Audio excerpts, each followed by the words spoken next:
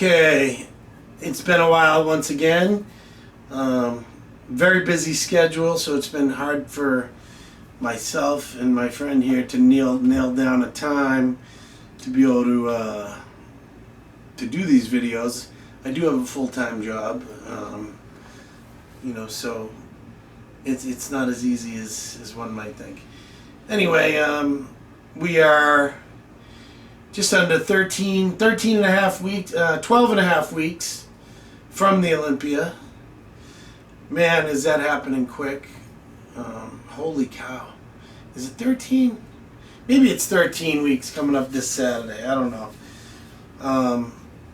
But we're deep into prep now. I'm doing my cardio twice daily, only having about 100 grams of carbs.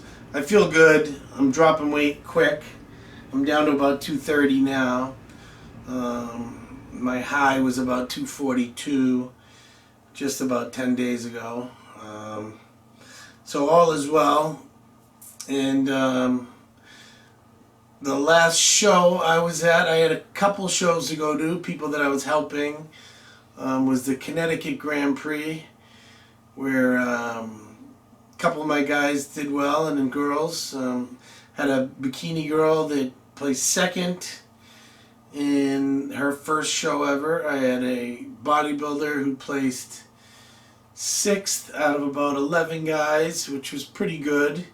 He's never been on stage either. And I had a classic guy, and he did open bodybuilding as well. I think he was second or third in open bodybuilding, and he won the classic division. So he did the light heavies and classic. He looked awesome. And then I flew out the very next morning, Sunday morning, to the Dallas Europa, because their finals are on Sunday. So I got there around 8:30 in the morning, where I had Jacob Wilson and Justin Randall in the 212.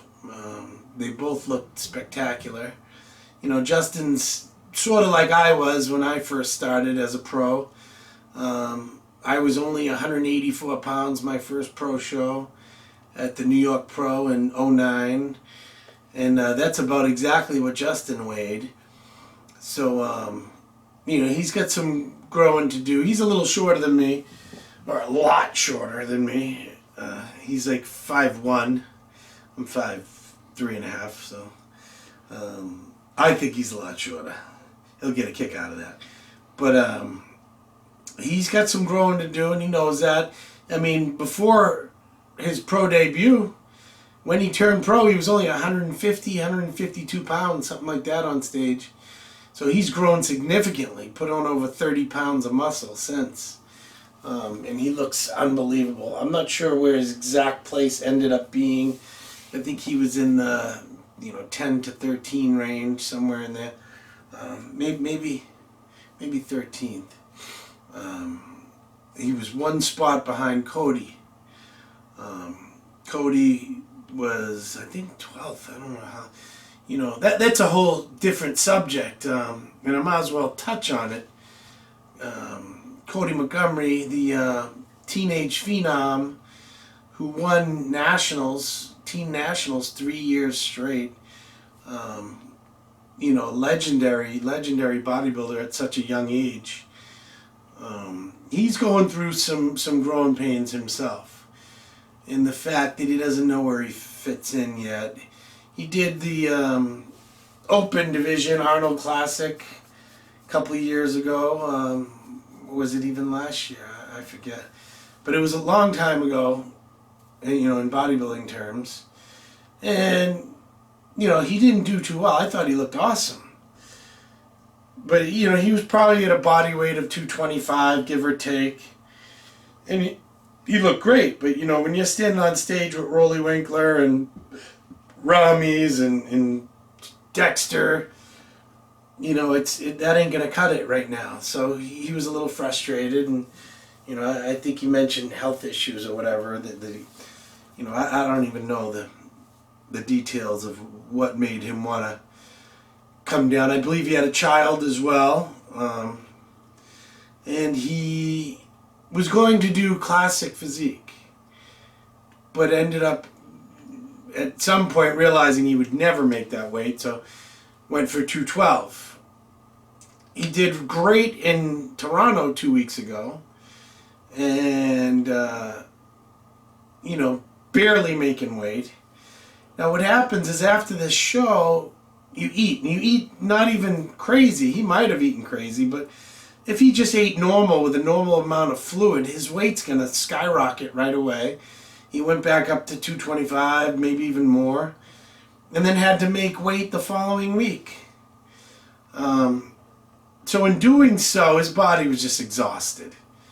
I think he was physically and mentally, emotionally exhausted.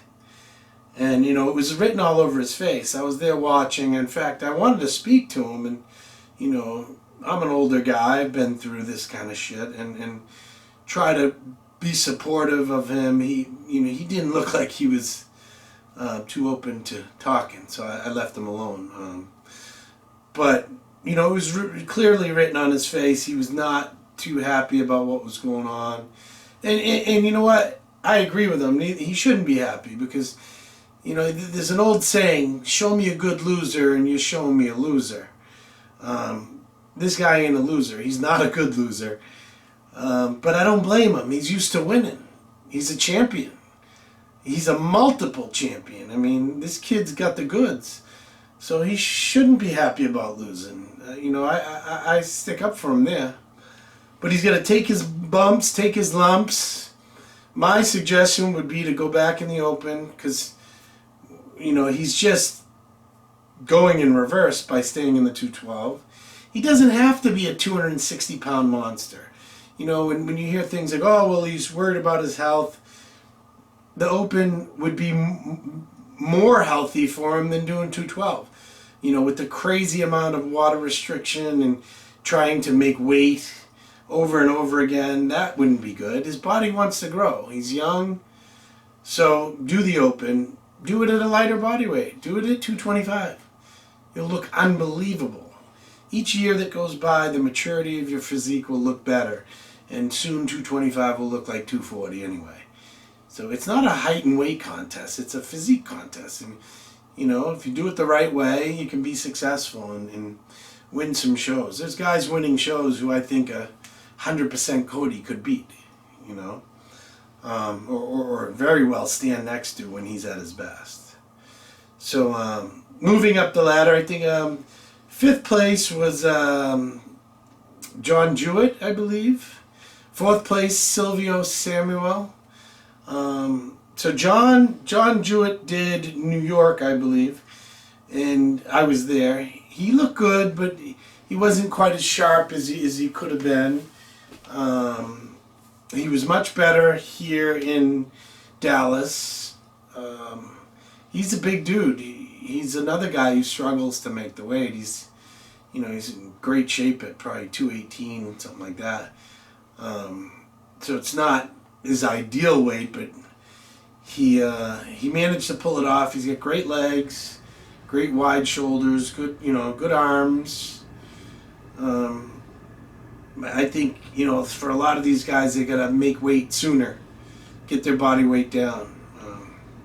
Same thing goes with 3rd place finisher Jacob Wilson, who's my guy. I love Jake. He was unbelievable. Had the best lower body in the show. His glutes and hamstrings are just out of this world. Crazy.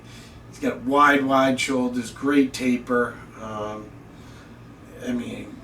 I think he could have won and nobody would have blinked an eye. I think Craig Richardson, who placed 2nd, could have won and nobody would have blinked an eye. The top 3 all had something special, and you could make an argument for all 3 of them. So Alejandro Cambronero, he was the winner. He looks awesome. He's got crazy back, crazy wide back. He's got wide shoulders, great abs, tiny waist.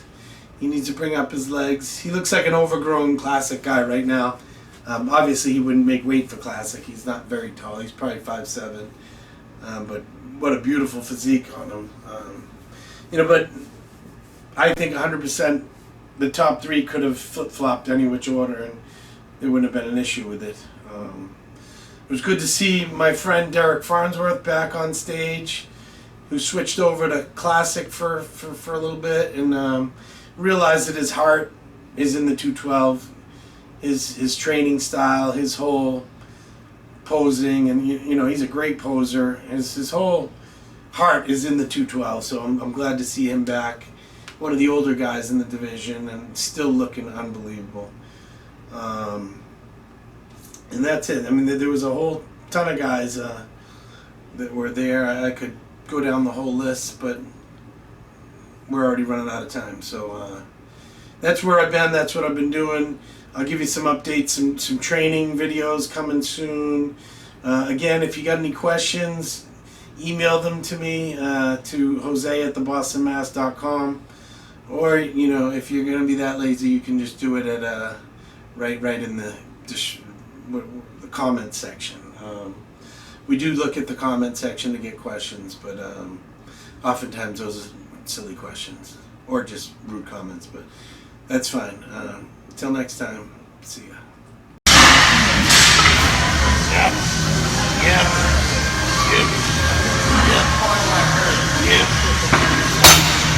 Alright, this is the Boston Mass. Thanks again for watching. Now, if you're not subscribing, subscribe now. Tell all your friends to subscribe. If you haven't, do it now. Alright?